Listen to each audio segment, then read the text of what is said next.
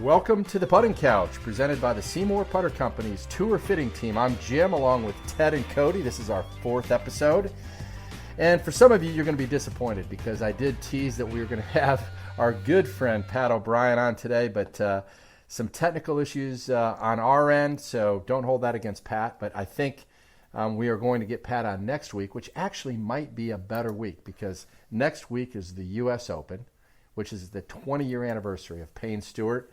And really the birth of SeeMore, and Payne Stewart and Pat O'Brien were sort of right there at the forefront of how it all started, and there are going to be some great stories. So I think by postponing it a week, we're not going to hurt ourselves, I don't think, because it'll be a lot of fun to talk next week about some of Pat's experience with his good friend Payne Stewart and how that led to him becoming the world's foremost putting instructor. And so that'll be a lot of fun. In the short term, the good news is those of you who have asked us for some better audio equipment, we are testing that out today. So we'll see how this sounds, but it kind of feels like I'm in the cockpit of a 767.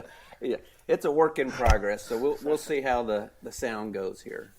Cody and Ted, and we're all in the cockpit here. So I think this week, if you look at the first 3 podcasts, we kind of talked about in generalities about where we saw the putting couch could go, and we've received great feedback from our listeners, and we have hundreds of listeners already, which is fantastic. That means that you're all you're picking this up, you're spreading it around, and we're talking nothing but putting. So a couple of people have thought that maybe the name of this was the Putting Coach, which I think that's a good name too. But because you need a coach and then you need a psychiatrist, so a coach on a couch, and that's all about putting, right, Cody?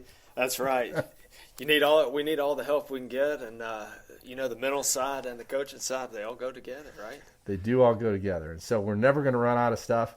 So we talked in generalities. We then talked about some of the myths of putting and some of the terminology, and in specific, we talked about sort of the myth of face balanced versus a slight natural arc, and that was episode 2. Episode 3, we kind of dipped our toes into the world of getting fit for a putter, and we think that's the latest, really the latest opportunity that golfers have right now to go out there and make sure that they are improving their game in the one area that probably accounts for the most strokes. We know that putting does account for 40% of the game, and so that was episode 3. And really, getting fit, one thing we did mention last week, Ted, I think you said it all starts with alignment. So maybe we dive into alignment a little bit more today, week 4. Yeah, alignment is a big key. I think everyone, the quickest way to start being more consistent is seeing where you aim. And a lot of times, you would think it's something simple for golfers to aim the putter. But in actuality, you hear it from top players around the world that, it's hard to aim the putter. And what do I need to do to help practice my aim? What training aids are out there? And I said earlier in one of these podcasts, I think if people don't know what a good putt feels like, because for the most part, they're basing their miss off where the ball ends up. So if we could train their eyes, people are all creatures of habit. If we can get them in the same routine, show them how to aim the ball correctly with the putter in line with the cup, you will still start seeing improvements in their putting. So there's alignment. There's I guess there's starting with understanding where your alignment is. Cody, is that where it all begins? Yeah, I think it is, because I think a lot of times what we're seeing and what's actually happening, are two different things. So we think we're lined up, exactly where we're aiming, and somebody's behind us saying, no, you need to be a little further left or a little further right. So, being able to know exactly where your alignment and practicing it, that way you're not just getting out there and hitting putts and random putts from, 6, 8, 10, 12 feet and not really knowing where you're aiming and sort of basing your stroke off of that. Because I think that's what we do, is really understanding when you practice, I know exactly where I'm aiming, so I'm basing my stroke off of perfect aim. And that gets you sort of dialed in terms of being able to understand that's what a square face looks like when I set the putter down. So there's probably aim on a straight putt that I would think would be the best place to start, where you find yourself a straight putt, whether it's 5 feet, 10 feet, and it's going straight. So that way you've taken even the variable of speed out of play, and then speed comes in later. How does that work? Yeah, I think so. I think, if you can start on a straight putt and sort of dial that in first, and then you can take it over to other parts. Like you said, if you take it on a left to right or right to left, where you can also work on aim and filter in speed control as well. But, for a short amount of distance, all putts are straight, right? Whatever that is 8, 10, 12 inches, the first starting line. So we still have to pick that point at which we want to aim, and then from there we start working on speed control and how that filters in. But if we don't have the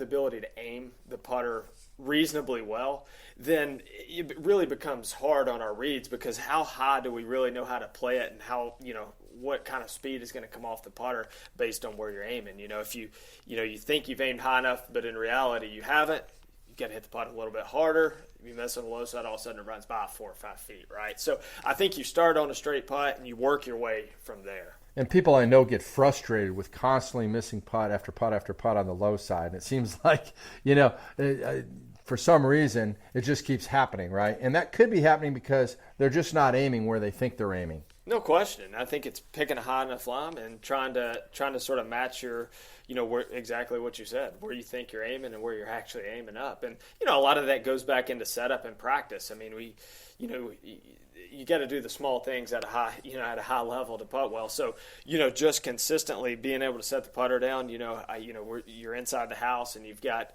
tile or wood, sort of like in our studio here, you can set the putter down on a straight line just to reinforce what a square putter face sort of looks like to your eyes.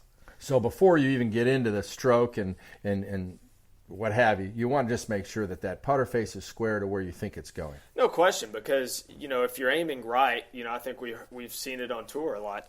If you're aiming right of the hole, then you've got to manipulate either the face or the path, one. So I think you start at, okay, where's this player aiming, and how is that affecting their stroke? And so you've got to understand sort of where you're aiming, and then, like Ted said, when you start aiming well, then you can understand why you're hitting good putts and why you're hitting bad putts.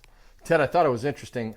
I happened to hear an interview with Martin Keimer this weekend, who had really kind of come out of nowhere and was leading the Memorial and hadn't won in 5 years, I believe it was, and was really dominating. He didn't end up closing the deal, but I think he finished solo third. But it was interesting because in his interview, he mentioned the simplest of thoughts. He said that he had worked with an instructor who had very recently determined that where he was aiming was not where he thought he was aiming, and that he was aiming much further right than his line would have indicated. And he said that, he obviously was making some putts, and he had surmised that the putts he was making, he must have been pulling. And he said all those putts that he was missing on the right that he was upset about, he said, looking back, he was actually hitting perfect putts exactly where he wanted to do it, but he just wasn't aimed correctly. So he then, I'm assuming that the next step then was to get that retrained, right? So even a player who, at his level, having won 2 majors, has gone about retraining his eye to what straight is, I guess. Well, and you think that is something simple, right? I mean, you would think, my son, we could train him to aim the ball correctly, or a college golfer or a pro golfer, professional golfer. But I think they need to, it sounds simple again, but they have to be taught how to do that. So, for instance, here at the studio here, we have an 8 to 10 foot putt. We know it's straight, and so we use our triangulator to put the string at the end of the string. We pull it tight all the way back to 10 feet, and now we mark a perpendicular line 3 or 4 inches in perpendicular to the hole. So now when we put that putter head down with the black Sharpie or chalk or whatever, that the putter face is square to the hole every single time. And so now you're building yourself up from the ground. When that putter face is square, the red dot's hit and you see the 2 white lines, now your shoulders, your hips, and feet are square. There's been many a times that, and I remember out there and I was in Cleveland, Angel Cabrera ended up taking a SeeMore putter. And when he would square up the putter to the hole, he would say, "Oh, no, this looks like it's way left." Well, he's dead square, but he uses an offset putter, and he's always set up, sounds like what Martin's does, 4 or 5 inches to the right. And so, therefore, he has to manipulate the stroke whatsoever. So if you can just simply set up a small 8-10 foot putt out there on your putting green, or Cody said in your house, and use that towel as your straight line to mark the putter face square. Now you know right away that every putt is going to be dead straight, and then you work off of that, and then now you start honing your stroke day in and day out. And another way that I know that we at SeeMore can help is because, again, a lot of our putters are straight shaft, pretty much into the near center of the putter head, and a lot of our putters will have a line either on the top of the putter or a straight line in the back flange. One or the other will typically have a straight line.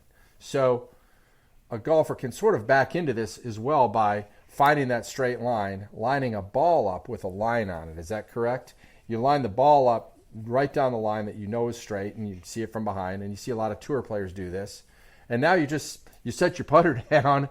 You're all squared up to your putter. The line on your putter is in line with the line on the ball, and you stand over it. And again, a lot of golfers, when they first see that, they're like, oh, this isn't aimed straight, but it is aimed straight. That's absolutely right. And I think the key is aiming the ball correctly too. But you know what? I mean, just like Ted said, these are some of the best players in the world. I mean, Masters champion, U.S. Open, PGA champion, that still have issue with alignment. So think about the average player and what they go through. So I think, that's why I think, we've got to put a premium on being able to aim the putter.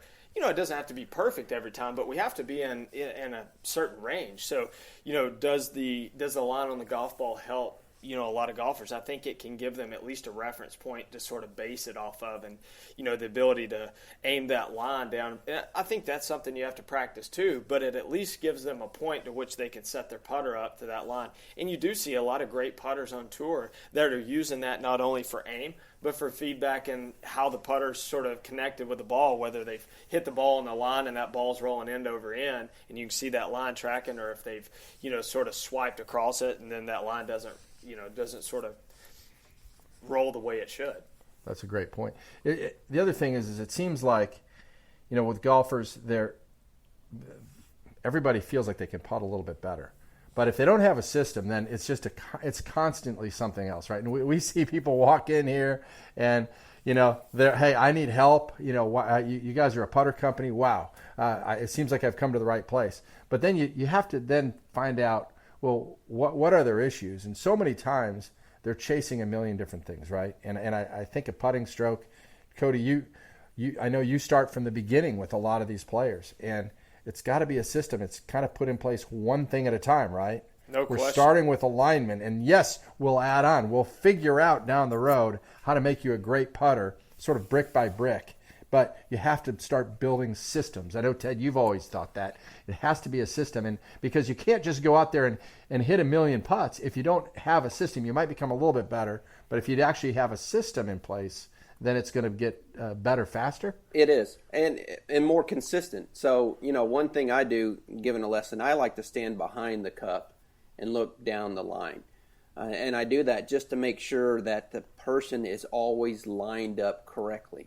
And so, for instance, I'm standing behind the cup, Cody makes a putt, and the ball finishes to the right. Well, naturally, that tendency, I hear ahead of time, that's a natural miss for Cody. Pushing the ball ends up to the right, short and to the right. Well, Cody's natural tendency, probably for the most part, is, the ball ends up to the right, I'm going to start aiming a little bit more to the left. And then I tell him, no, go back over to the right. Well, no, the ball's going to the right. I need to aim a little more to the left. No, it's not that you're lined up wrong. It's that you're holding on to the putt, and that's where your push is coming. Remember at the beginning lesson, you said your main miss is short and to the right. Well, you're pushing your putts down the line. So we're still making sure he's aimed correctly every single time, and now we got to teach him to learn to hit through that putt. Ball's in the same position every single time, and he learns to hit the power through it. Sort of like you releasing the golf club on your 8-iron. So now when that person starts to feel what that release or hit through the putt is, the ball's going to start rolling into the hole instead of it being short and to the right. Because that red dot's hitting all the time, he's starting a system. He now knows what the feel is. So now not only his aim is correct, but the ball position's in the same spot every single time. And now the stroke starts feeling the same. So when it starts going in, he knows what that good stroke feels like. So now when Cody, every now and then, he's going to miss the ball off and to the right. But now during the lesson, he's going to call the bad shot before I can even get it out of my mouth because, I held on to it that time, and the ball ends up to the right. So what you're saying is that the perfect roll where the ball is rolling end over end, not going off to the right, not going off to the left, it's dead on perfect, okay? That stroke can be taught. That's releasing the putter, letting the putter do the work, and making sure that the face is square at impact. But in order to get that, you have to start square, because otherwise your perfect putts with the right release and the right roll, you're going to miss them where you're aiming, right? If you're aiming left, then actually your best struck putts you're going to miss on the left, where you've done everything right, but you've aimed it to the left, and so you're going to be missing those, and you're going to be making putts where you've actually done something a little bit wrong. Well, and that too, and sometimes, say for instance, if they do happen to, they're going to say pull the ball to the left. Well, that might be where they're actually making a good putt because they released the putter head, but the ball finished to the left. They were aimed great, but they released the putter head that time, and it went to the left. Oh man, if it went to the left, then let me start aiming back to the right again. So now when they're starting aiming back to the right again, they push their putts, the ball's going to the right. So they can't get an inconsistent stroke, or they get an inconsistent stroke every time when they see the ball ends up to the left or ends up to the right. So Cody, when you're in the studio, you want to first of all get them square, get them lined up properly, and then you can start working on the stroke. Yeah, I think it starts with some of that starts with setup and how sort of setup can influence aim. But I think it's we talk about an analogy that we use a lot. It's like you're driving down the road and you're at a stoplight and you're going straight, and you take the steering wheel and turn it, step on the gas, expecting it to go straight.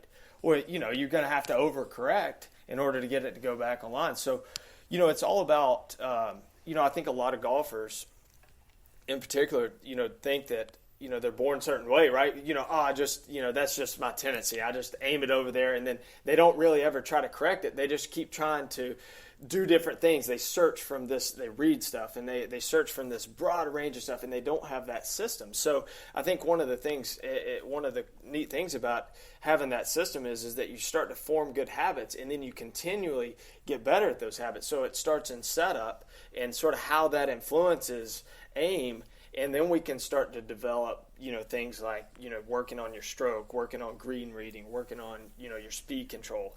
So, how your eyes are sort of looking at your line. And you hear a lot about how offset and straight shaft sort of influence aim. Well, we've done a lot of testing on Sam Putt Lab, and other technologies where there's a lot of people that if you gave them a plumber's neck and a straight center shaft and a half offset, they'd aim them all in the same position because it's their setup, right?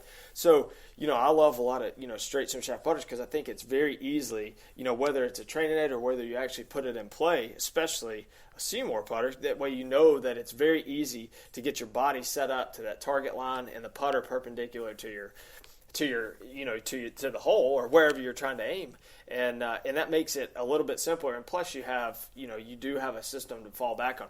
Okay, my ball position moved a little bit forward, so I know I'm going to aim further left, so I can keep an eye on that. So you have these. You start understanding what causes your aim and why you're aiming in those places that you are.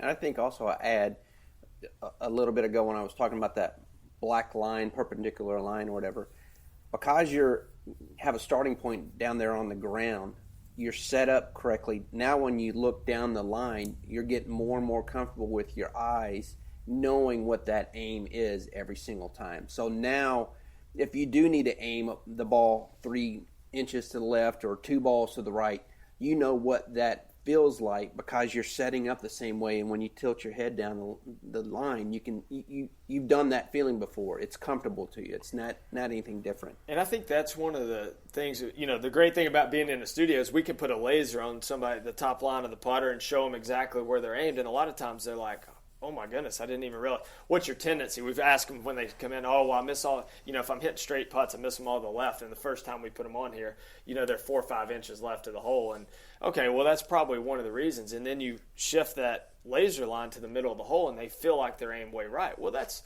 normal, right? Because you have to retrain yourself in order to see that target line properly. And so I think that's one of the, the things, understanding that it is a process and understanding that you have a system to sort of fall back and lead you where you want to go to so you can start forming those great habits. What happens? So a golfer that has a tendency to aim 12 inches left of the hole on a straight putt. Now they get on a golf course and actually they've got a big left to right breaking putt. Okay, so what are they better at those types of putts, or does the same thing happen? Do they just keep moving out further? If it's not a straight putt, what should a golfer use as their line? I mean, how does one pick a line on a breaking putt? Yeah, I mean, and that goes back into green reading, but I think, for some of those golfers in that situation, they may be able to get it high enough in order to compensate. Vice versa, they may never get it high enough because they're not aiming, far enough up the hill because their tendency to aim left. But I think, one of the great things I think about, understanding green reading and trying to figure out what the high point of the stroke is and then sort of picking your aim off of that.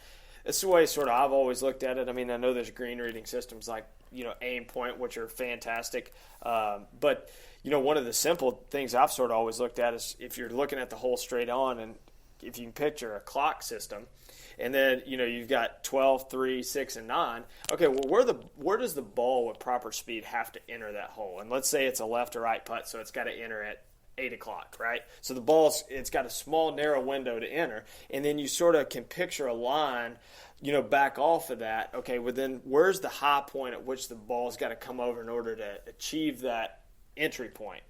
And then you can pick your aim off of that line. That's the way I've always, so from the hole back is how I'd read it, rather from the golf ball to the hole. So, your ball's always going to break the most at the hole because it's slowing down. So I think that has a lot of how we pick aim. And then when you get into your setup and what are your eyes doing in order to help you aim that better? Obviously on SeeMore we've got a reference point on the putter to help you ensure that you're getting the putter set down square and in the same position. But otherwise, how are you going about that?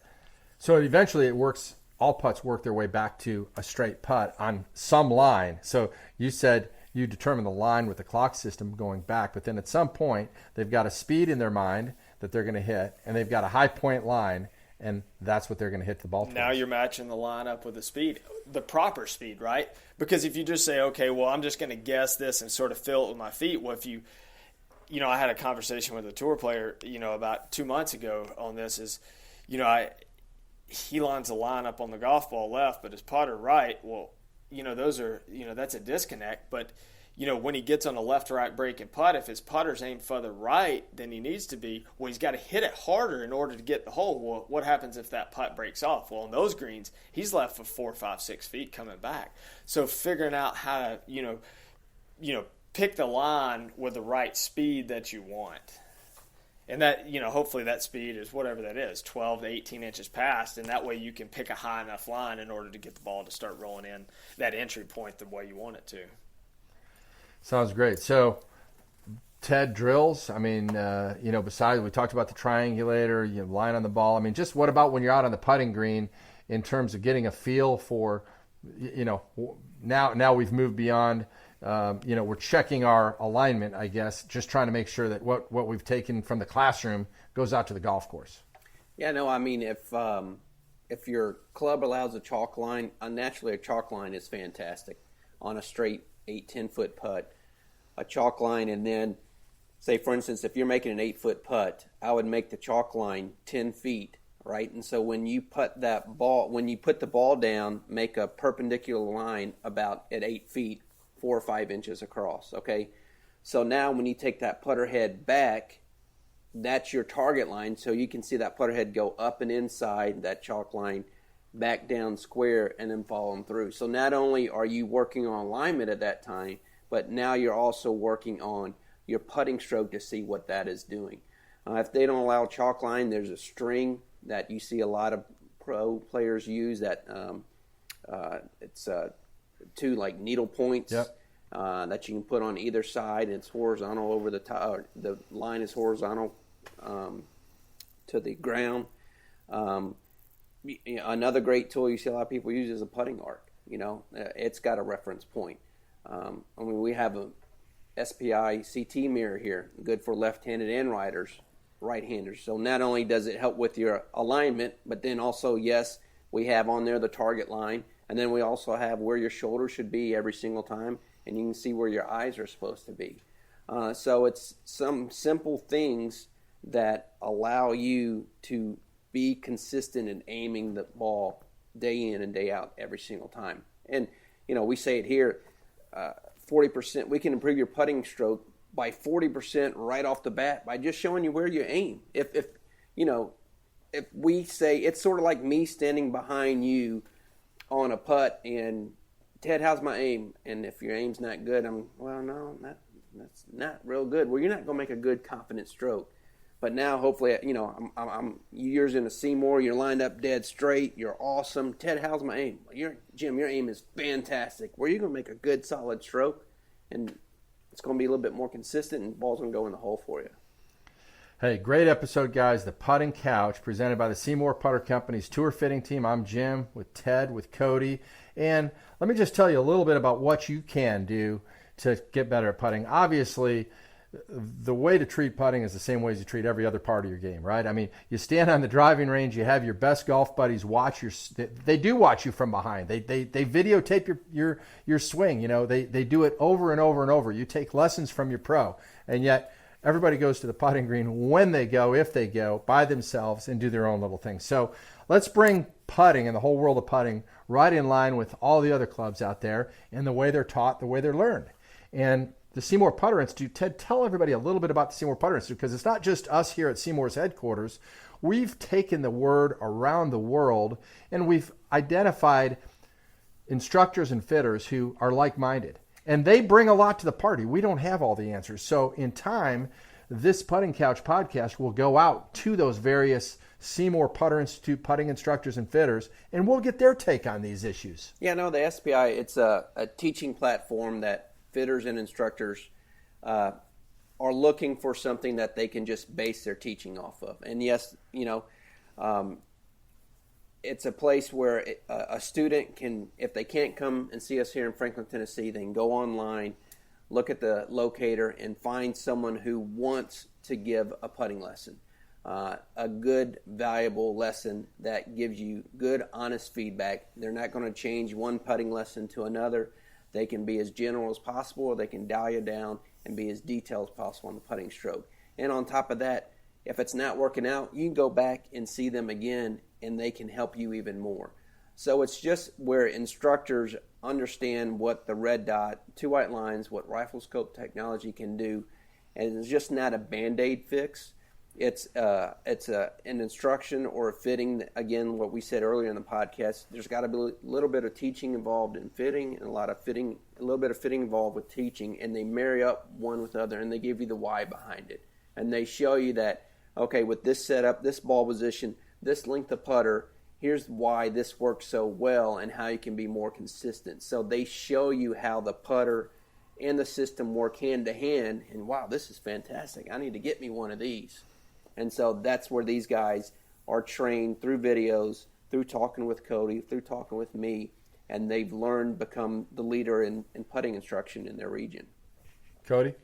I think it's something, like Ted said, it's a platform, but it's rooted in the foundation of, grip, posture, stance, and alignment, sort of where we base this all off of. So, you've got 4 or 5 key fundamentals that are, our SPI, teachers sort of base their putting instruction off of, and it's proven at the tour level, and it's proven for beginners.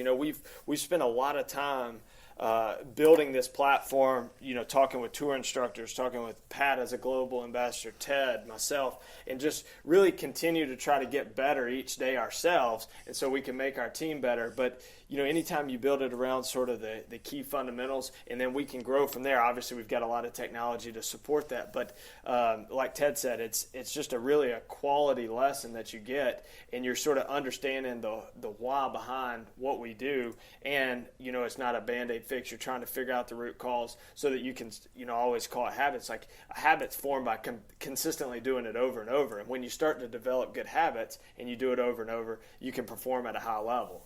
And that's what we want to try to do for our students. And I know the men and women that are part of the SPI team, we've talked to them a lot. We talk to them daily, but they're telling us they've never been busier, they've never been happier, they've never had more involvement and engagement from their students' parents, their really players of all levels. But the great thing is I do think we're on the leading edge of sort of the next golf revolution, which is putting.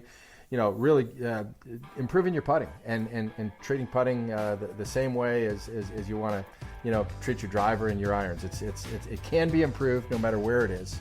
And the best players in the world know that. They work like crazy on their putting, but we're taking that now to players of all levels, and it's going to be a lot of fun. So this has been another really fun episode of the Putting Couch, guys. Thanks very much. Very good.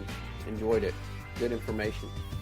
And next week, Pat O'Brien, again, the 20-year anniversary of Payne Stewart's greatest putting performance in U.S. Open history using the original SeeMore FGP. We'll talk to you then.